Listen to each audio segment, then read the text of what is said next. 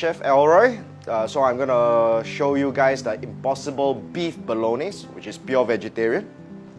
To start off the dishes, we have whole peel tomatoes from a can, your basic mirepoix, onions, carrots, celery, basil leaf, minced garlic, black pepper, coarse sea salt, fine salt for blanching pasta. The impossible beef, you would be breaking them down into small little clumps, as this product needs some binding, so you have to mash them in small little pieces. Parmigiano Reggiano, spaghetti, bay leaves, and thyme.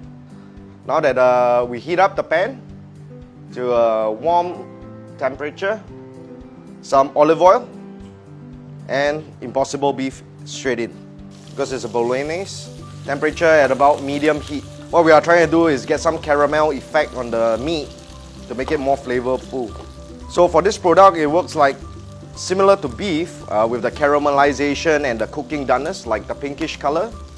And you start flipping it over for a nice golden brown. As you can see from here, as I flip it, the end product seems to be like a beef, but still vegetarian, right?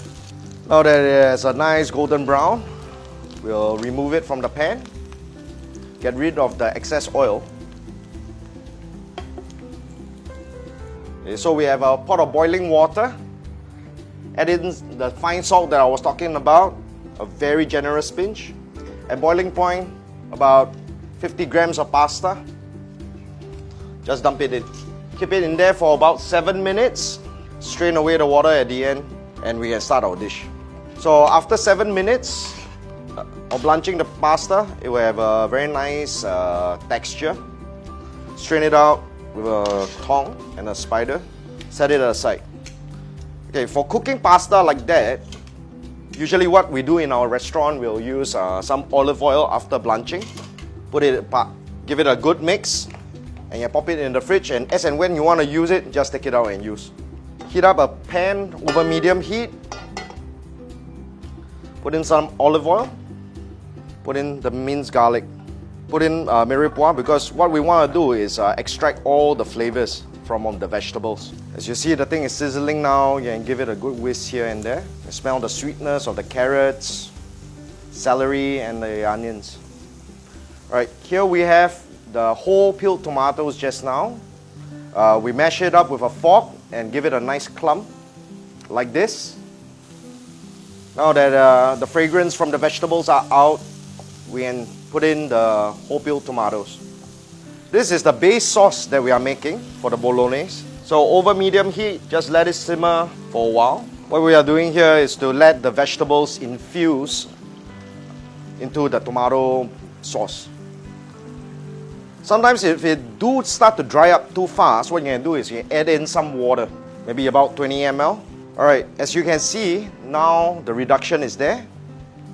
The sauce has taken quite a fair bit, and the next step would be to put the pasta in.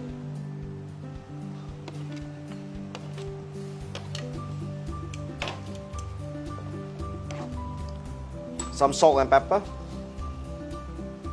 If you realize, I have not put in the impossible beef yet because I want a crunchy texture in this bolognese. The reason why we have the pasta cooking inside for some time is to absorb the natural flavors from the vegetables and everything. And now you can see that more or less the sauce has taken up. The noodles has already absorbed the liquid from the vegetables. And we can put in the impossible beef. We want this quite fast so that it still has the crunch in the pasta when you're having it. Alright, so we are done.